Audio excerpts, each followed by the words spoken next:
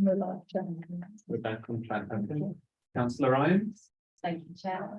So yes, this is a report looking at the waste and street cleaning contract for the borough.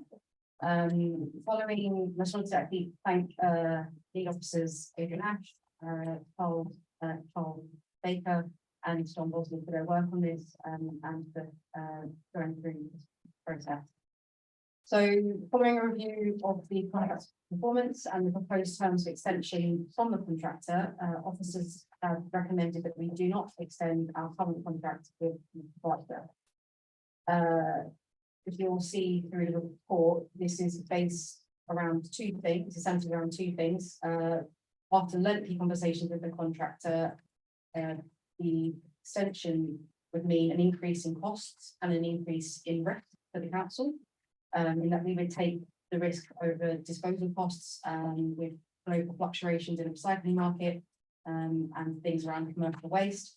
And then we would also accept certain risks around other elements of the service. This could provide us some kind of legal issues if any of the original providers who would have bid at the start of the contract, if they may have bid if we had accepted those risks in the first instance and going and now that we're not, then sorry, they may have bid if they'd have known that we would have accepted those risks, and if we not accepted those risks, that yeah, they would be out of the bidding process, and we could have perhaps been given legal challenge over that. But the second part obviously is around how the contract has performed around things like street cleaning. I think we can all accept there are issues there. I want to acknowledge that there's been some really good positive things that have come out of this contract. If you look at the fact that we have wheelie bins now, they have led to us having the 7.5 recycling rate in London. That's something that's been really positive by and large for most of the borough.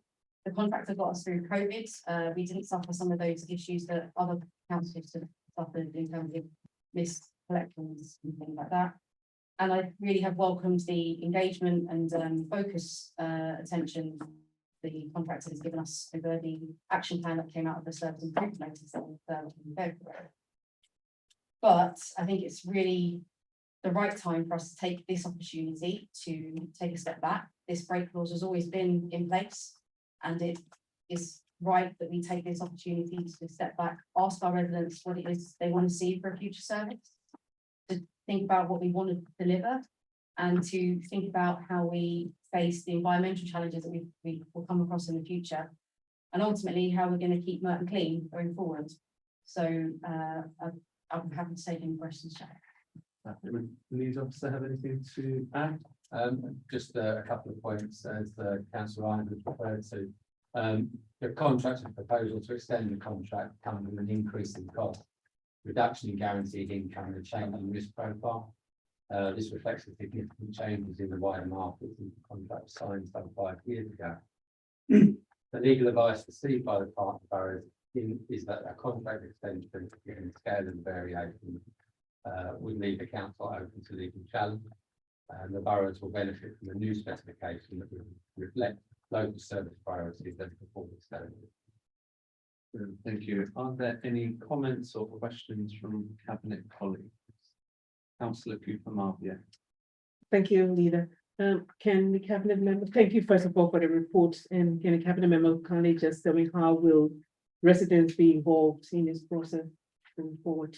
Yeah, I think it's a really good point, because we want to hear what our residents want for the future, and so we're about to launch a 6-week consultation into that. That will involve an online conversation, but also pop up in-person high street sessions. We'll also be having focus groups and telephone interviews.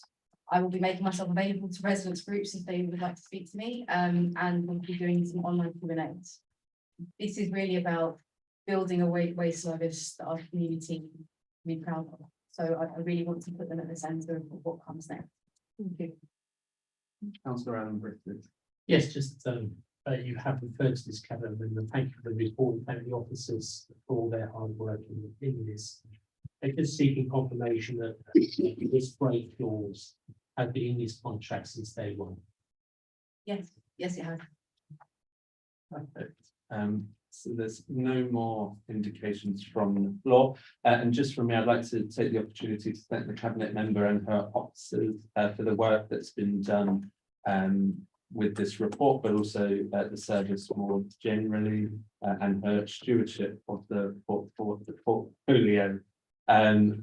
It's fair to say since the start of the administration, we have been keen and focused on rebuilding pride in Merton. And I think the decision that we're going to be asked to take today is crucial to building that pride in the borough that we all live in. And so we are being asked to agree recommendations A, B, C, D, and E. Do they agree? Agreed. Thank you very much. Okay, so item 5, selective and additional licensing and Article 4, Councillor Judge. Thank you, Leader. This administration has a strong focus on housing issues, and part of that is the private rented sector, where we have more than 29,000 rented properties, 34% of the whole, against the national average of just over 19%. We are committed to improving housing conditions in this sector and tackling the many instances of squalor, antisocial behaviour and other issues that arise from poorly managed rented properties and often HMOs, houses of multiple occupation. And whilst many landlords operate responsibly, a number do not, often taking advantage of some of the most vulnerable members of our community. And this leads to issues affecting the health and safety of tenants, often in sanitary conditions, inappropriate or shoddily converted buildings, inadequate amenity space, noise, and poor presentation of waste impacting the wider community. It can also lead to a reduction in the number of small family homes available in certain neighbourhoods. So we believe it's necessary to pursue every action we can take to address the many issues and complaints that we have received from the growth of the private rented sector in Merton and the number of unscrupulous landlords who do exist.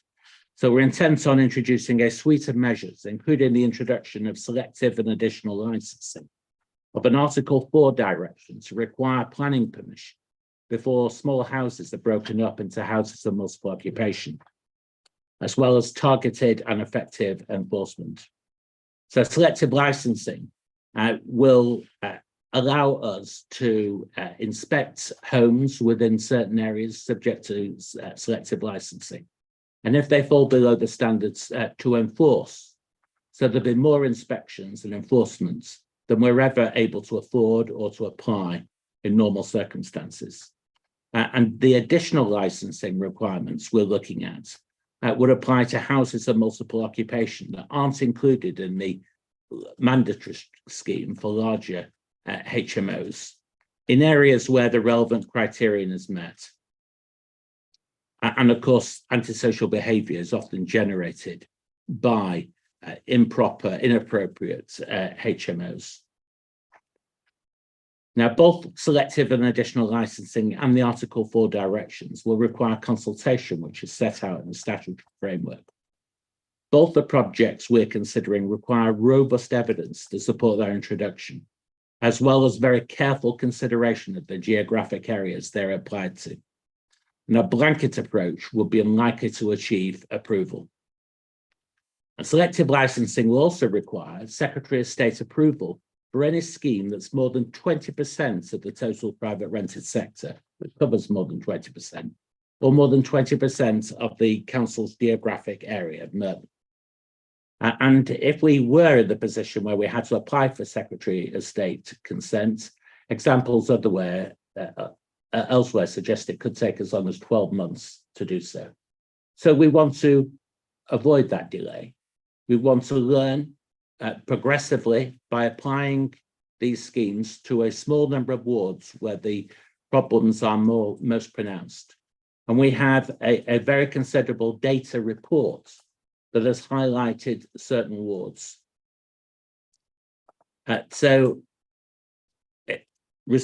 Reviewing that data, which is provided by consultants called MetaStreet, we have then considered the recommendations which are in this report, and that is to look at the proposed introduction of selective licensing to Figs Marsh, Graveney, Longthornton and Pollards Hill wards. To approve consultation on the proposed introduction of additional licensing with HMOs to Figs Marsh, Graveney, Longthornton, Pollards Hill, Colliers Wood, Cricket Green and Lavender Fields wards. And to approve, once we have consulted on an Article 4 direction, and if the consultation is in favour, we're looking at an immediate introduction of an Article 4 direction. And the wards we're looking at it for are Figs Marsh, Graveney, Longthornton, Pollards Hill, Colliers Wood, Cricket Green and Lavender Hill wards. We're hoping that we shall be able to introduce selective licensing by September of next year, and on Article 4 direction by May of next year. This is rather in advance of the initial predictions that we had, that it would take rather longer, but we've done everything possible to shorten the various periods of preparation for consultation, of analysing the results, of employing the staff that we would need to actually deal with the issues. So we think the suite of measures are right. We think that taken together, they make have a significant impact on the private rented sector to raise standards for residents, and that we ought to introduce them if we get the consent in a consultation exercise. Happy to take any questions. Thank you. Does the lead officer have anything to add? Okay. Thank you. Are there any comments or questions from cabinet members? Councillor Fraser. Thank you, Chair and Leader, and thank you to the cabinet member. I wanted to ask about enforcement, but he preempted me and he already explained it, so there is no need to add any more to that. Right. Thank you. Well, Councillor Fraser is quite right to raise enforcement because there is no point in having inspection if you do not follow it through with enforcement.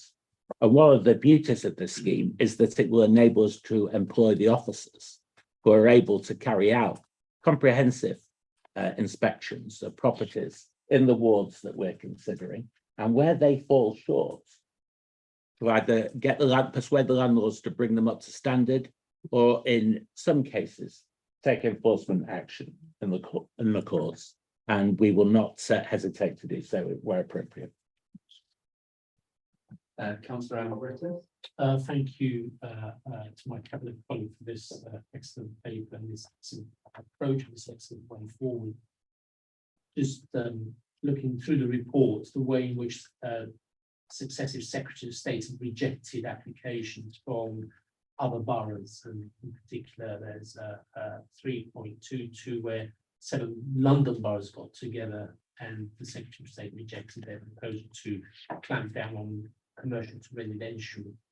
So can the cabinet member confirm that the best way forward is selective rather than a blanket approach if we're to get this through central government? Absolutely. I think Councillor Lambrisius, you're quite right. We have to be selective, and that selectivity is based on the evidence. You know, we have to ensure that whichever wards or neighbourhoods we put forward, there is a body of evidence to support the need for the measures upon which we're consulting and that we'd like to bring in.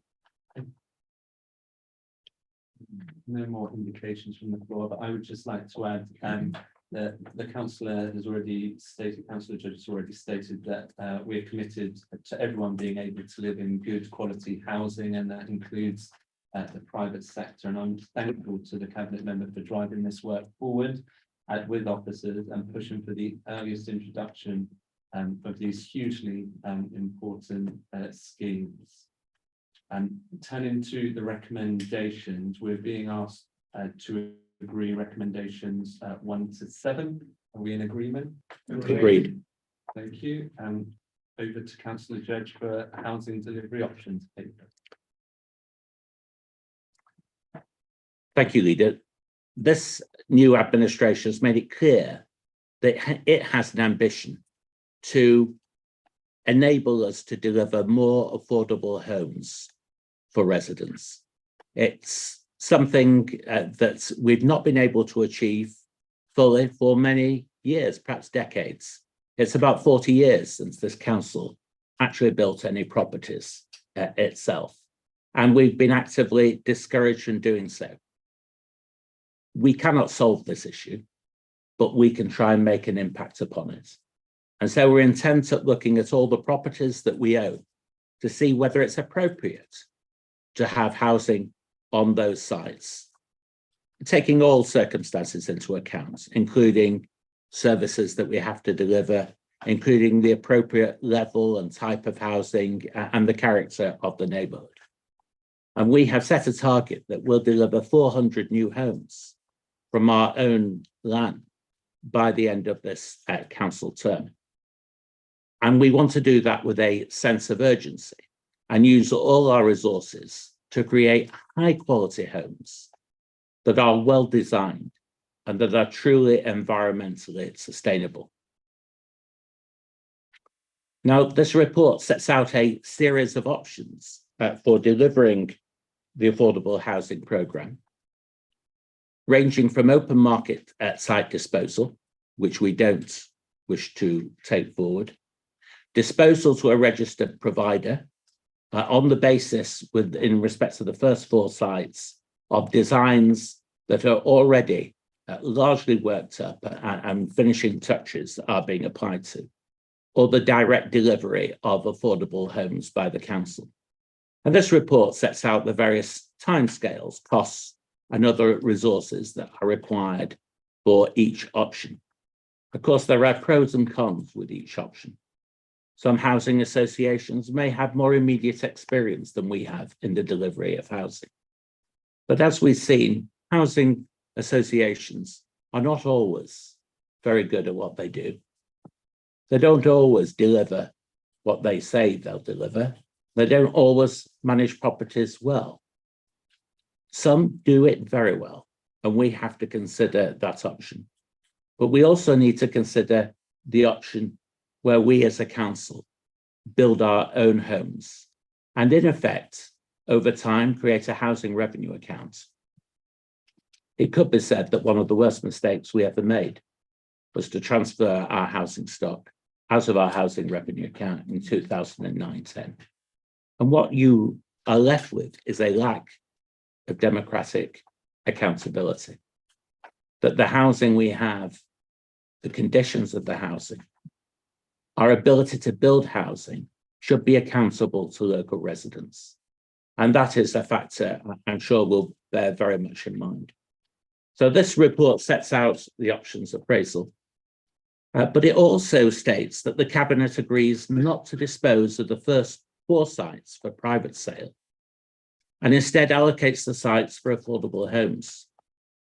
And those sites, Elm Nursery Car Park, Mitcham, has already been designed out by Weston Williamson, the architects, and got planning permission for 21 homes. Raleigh Gardens Car Park in Mitcham already has planning permission for 36 homes. Land at the Cannons Madeira Road for 18 homes, and Farm Road Church in Morden for 18 homes, 93 homes together. And we intend to take these forward with speed and urgency. We've allocated an extra £300,000 for the necessary architectural work so that they are ready to deliver. And further, this report invites us to note the implication for the council of re-establishing a housing revenue account should we decide, probably later this year, whether we're going to establish a housing revenue account or not. And that we also note the finance timescale and officer resource implications for the programme. So thank you. Happy to take questions. Thank you, Councillor Church. Will lead officer like to add anything? Thank you. Any cabinet colleagues with comments or questions? No? Okay, so we're being asked to agree recommendations A to D. Are they agreed? Agreed. Thank you. Over to Councillor Irons on climate accreditation report. Chair. So this, I put this here today because we need your agreement, everybody, to do this. So we're essentially going for climate accreditation. which means we need a certain amount of climate literacy within the council, and we need the whole council to be behind our climate agenda. So we start at the top and we carry on going. So this provides training for the chief exec, directors and cabinet to become climate literate, to give us bronze level carbon literacy accreditation. We also asked to approve recommendations around getting our commercial services staff trained up in this. Obviously, it's very important when they're looking at things like procurement. It's also asking cabinet to approve some literacy training for officers who work with volunteers, so that they can take this information and this work in the community, and we can get it out to everybody as quickly as we can. So yeah, the report speaks for itself, and that's the kind of headlines. Thank you very much. Lead officers, do you have anything to contribute? Not to add, Chair. Thank you very much. Any questions or comments from cabinet members? Okay, so we're being asked to agree recommendations A, B, and C. Do they agree? Agreed. Thank you very much. Now on to the draft business plan 2023-27. Councillor Billy. Thank you, Leader. But first, can I take the opportunity to say thank you to our former Director of Corporate Services, Caroline Holland, who finished working here at the end of September for her many years of service to the borough. She worked with she worked very hard with several previous cabinet members to keep Merton's finances in good order, and we all owe her a debt of gratitude. And I look forward to working with her successors. Keep up that good work. So this report gives gives an initial review of the medium-term financial strategy, part of our work in developing the business plan for 2023 to 27, including the capital programme for the next 4 years and our plan to produce a balanced budget for the next financial year. As you can imagine, delivering a balanced budget after more than 12 years of underfunding by central government would be a challenge in any circumstances. But achieving that at this time of rising inflation and financial uncertainty is exceptionally challenging. For context, the impact of the rising inflation on both pay and prices for the council is projected to be an additional £6.5 million in next year's budget alone. This is extra inflation on top of what was already factored into the budget. I'm continuing to work with officers on revising our MTFS to bring forward a balanced budget for next year. But in the meantime, this report provides an update on our standstill position and some of the assumptions that we are making for the next 4 years. But I would ask colleagues to bear in mind that this report does not factor in departmental bids for growth and service provision. These will be considered at a future meeting and will inevitably have an impact on the budget gap that we need to close next year. The report also provides an update on that gap and the projected gap over the next 4 years, and lays out the basis for setting initial savings and income targets needed to close that gap. Departments are now asked to take these targets away and bring their proposals back to Cabinet in the next few months. It's important to emphasise that this Labour administration, as with previous Labour administrations here in Merton, is taking action to protect, as far as possible, the services used by our most vulnerable residents and the full impact of the required savings. So rather than simply dividing the savings targets up equally amongst the 4 departments, the 4 existing departments, the Children's Schools and Families Department and the Community and Housing Department are partly shielded and are required to make proportionally fewer savings than the other 2 departments. An example of this administration's Labour values being put into practice. Leader, you've rightly said many times that we are ambitious for Merton, and we're determined to make Merton a place that everyone who lives here or works here can be proud of. This is all underpinned by our determination to manage local taxpayers' money properly and provide all of our services as efficiently as possible. So with that in mind, I ask colleagues to note the report and agree the recommendations listed and join me in continuing the tradition from financial management. Thank you very much, Councillor Christie. Do the officer have anything to add? Just very briefly, Leader. Yes, it's Councillor Christie said, it is the roll forward project, it's the start of the process of anyway, we will continue to update cabinet on progress, as Councillor Christie said, when we bring forward with growth. And of course, we will savings targets, etc., that will enable us to do that. We're still waiting for a number of factors that will influence the medium-term financial strategy going forward, and those will be played out as those announcements are made.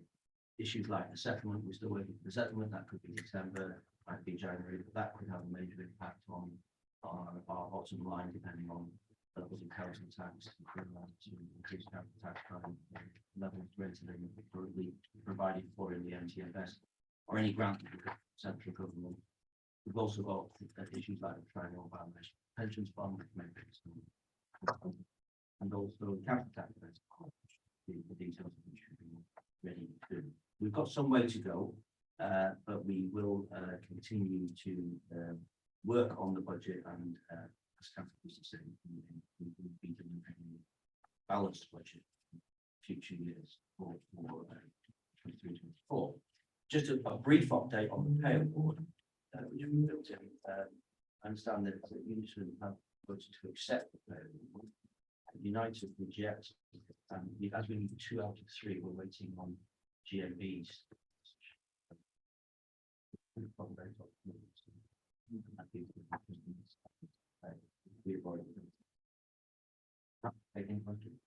Thank you very much.